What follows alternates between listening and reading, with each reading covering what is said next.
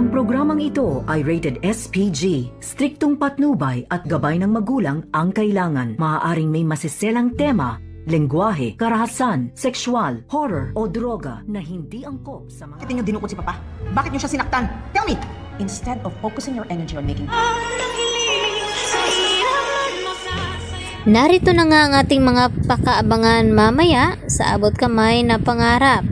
Unti-unti na ngang lumalabas ang mga akusasyon dito ni Giselle dito kay Moira dahil sa gustong mangyari ni Giselle na gustong pakuhanan ng fingerprint itong si Moira at ganun din itong si Zoe. At dahil dito, magtutugma ang mga fingerprint dito ni Moira at ni Zoe dito sa mga ebidensya na nakuha ng mga kapulisan. Dahil dito, diretsahan na tinanong ni Giselle itong si Moira na kung bakit nga raw pinadukot nila ang kanyang papa. Ano ma daw ang motibo nito? At dito naman na sumagot itong si Moira kay Giselle na imbis na mag-aakusa daw ito kay Moira, dapat nasa tabi daw itong si Giselle sa kanyang ama.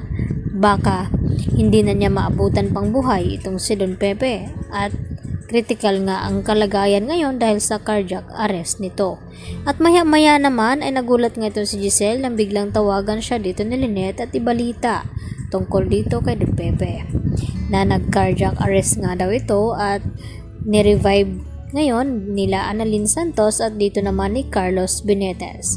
At dito naman nakabado na pinuntahan agad ni Giselle itong kanyang papa sa Eastridge Hospital. Dahil narito nga itong si Giselle sa Apex habang kinukuhanan ng fingerprint itong si Moira at ganoon din itong si Zoe. Samantala, tudo naman ang mga panalangin dito ni Zoe na sana raw ay wag nang mabuhay pa itong si Don Pepe dahil kapag mabuhay daw ito, tiyak na makapagsalita nga raw ito kung sino ang tumulak sa kanya at kung sino ang nagpakidnap sa kanya. At dagdag pa dito ni Lynette habang nag-uusap sila dito ni Chang Susan at Diyosa na sana nga raw makarecover na nga itong si Don Pepe nang sa ganon ay malaman na nila kung sino talaga ang nagpadukot nito at nang sa ganon ay maparusahan. At sumang-ayon naman itong sina Chang Susan at itong si Diyosa. At dito naman napalihim na nakikinig itong si Carlos Benitez. At sa isip-isip dito ni Carlos na nararapat daw na hindi na magising pa itong si Don Pepe nang sa ganon hindi na lalabas ang kanyang sekreto tungkol dito sa pagkatao ni Zoe na siya nga ang tunay na ama nito. At hindi naman mapakali itong si Carlos kaya agad na tinanong ni Lynette kung ano daw ang problema at dito na raw nakapag-usap itong si Lynette at itong si Zoe. At okay lang daw kay Lynette na hingya ng mapagsabihan ni Zoe ng problema itong si Carlos at ito ring na anak niya ito.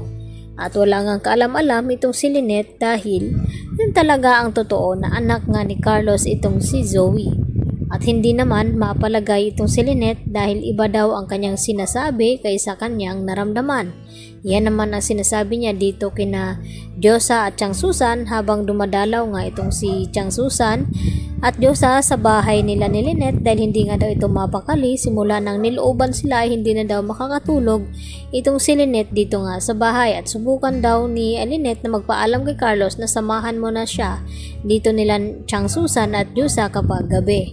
Dahil minsan ay umalis daw itong si Carlos na hindi nagpapaalam. Ang tanong, papayag nga ba itong si Carlos na doon sasamahan Aling Susan at Diyosa itong si Lynette na ngayon nga ay gusto niya masulo niya itong si Lynette upang magkaroon nga daw sila ng sariling pamilya.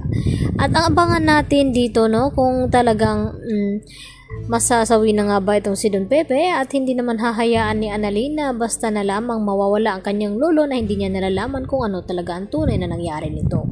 Yan ang ating abangan mamaya sa abot kamay na pangarap.